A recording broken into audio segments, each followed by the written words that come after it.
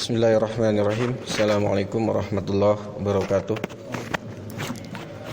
Innal hamdalillah nahmadu wa nasta'inu wa nastaghfiruh wa na'udzu billahi min syururi anfusina wa min sayyiati a'malina may yahdihillahu fala mudhillalah wa may yudlilhu fala hadiyalah. Asyhadu an la ilaha illallah wa asyhadu anna Muhammadan abduhu wa rasuluh alladzi la nabiyya ba'dah.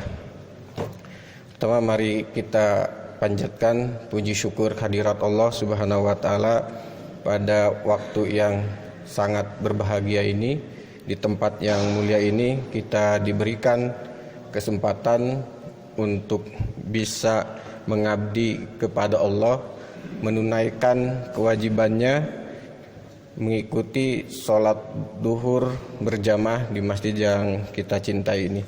Salawat serta salam kita limpah curahkan ke junjungan Nabi besar Muhammad sallallahu alaihi wasallam.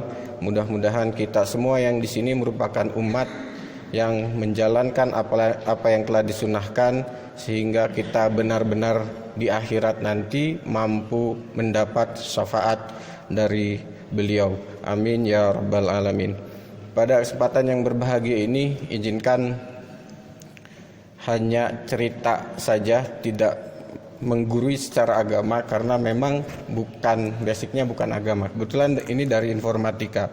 Ada beberapa yang ingin disampaikan, karena dulu pernah di sini juga senior saya pernah menyampaikan konektivitas hubungan antara Allah, hablum minallah dan hablum minannas dari perspektif orang IT gitu. Dulu itu istilahnya ada Wi-Fi dan Bluetooth kalau tidak salah. Wi-Fi itu terjadi komunikasi Wi-Fi. Kenapa kita bisa menggunakan Wi-Fi itu? Ya karena frekuensinya sama. Kalau tidak sama tidak mungkin. Bluetooth pun sama.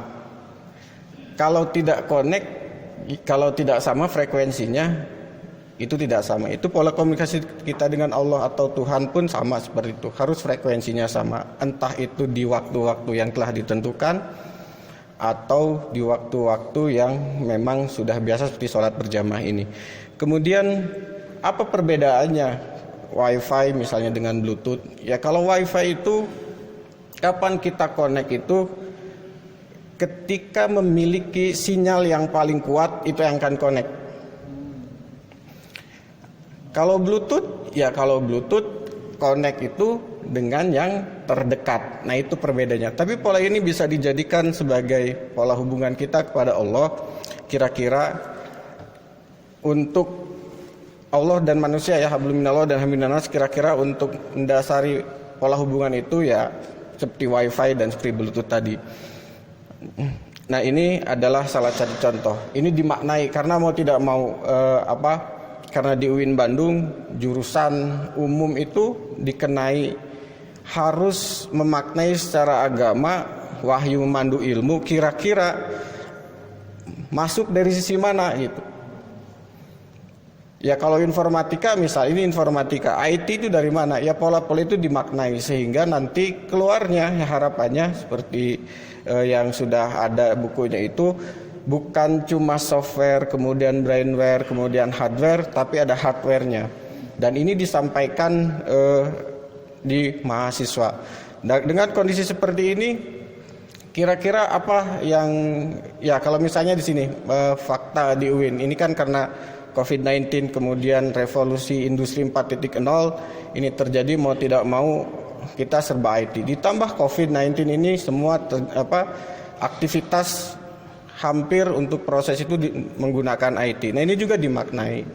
Mau tidak mau maknanya itu bukan cuma nanti dunia, bukan cuma akhirat, tapi dunia juga kena. Misalnya sekarang PMB sekarang itu kan basisnya online semua. Karena literasi tentang IT-nya perlu ditambah, maka ada kemungkinan untuk upload pun misalnya karena tidak mengetahui literasi IT ini akan gagal. Ini bisa dijadikan tidak mendapatkan dunia karena dia gagal mendaftar. Sama dengan CPNS pun dilakukan secara daring misalnya. Karena syaratnya tidak bisa diupload karena pengetahuannya kurang tentang IT-nya kurang, maka itu juga akan bermasalah. Nah, ini contoh-contoh sekarang, apalagi misalnya sekarang pembelajaran daring in-house sama ada kendala-kendala dan yang lain. Ini dimaknai hardware. Ini hanya menyampaikan saja bahwa kendala itu sebetulnya bisa diselesaikan, bisa diketahui dan bisa ada solusinya dengan cara belajar, karena mau tidak mau IT sekarang sudah menjadi tren di revolusi industri ini, mau tidak mau dipaksa sekarang untuk menggunakan IT. Contohnya apa? Misal fakta di Indonesia, 2 dari 3 orang itu memiliki 2 kartu SIM. 450 juta gawai atau ponsel yang dimiliki oleh orang Indonesia dengan penduduk 200 juta. Ini kan fakta-fakta.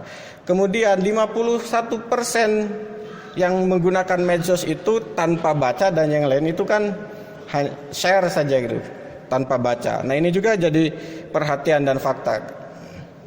Oleh karena itu ini bisa jadi fakta memang di UIN ini hampir rata-rata kalau melihat kondisinya akan lebih dekat dengan medsos, media sosial. Kapan curhat yang terbaik itu? Waktunya tidak ditentukan. Medianya di mana? Mungkin tidak melalui orang, tapi media terbaiknya adalah melalui medsos. Kenapa dengan medsos? Karena hampir rata-rata mahasiswa, dosen itu 11 jam menggunakan medsos, kemudian hanya tahan faktanya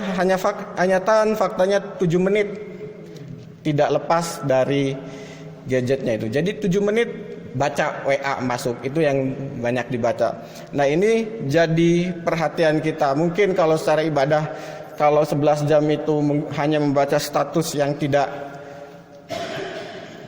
ada nilai pahalanya, mungkin bisa dirubah membaca yang sesuatu yang lebih bermanfaat. Kira-kira itu tentang IT. Mudah-mudahan kita semua di sini dalam lindungan Allah dan dimudahkan dalam aktivitas yang pada masa pandemi ini dan dilancarkan semua aktivitasnya. Terima kasih. Assalamualaikum warahmatullahi wabarakatuh.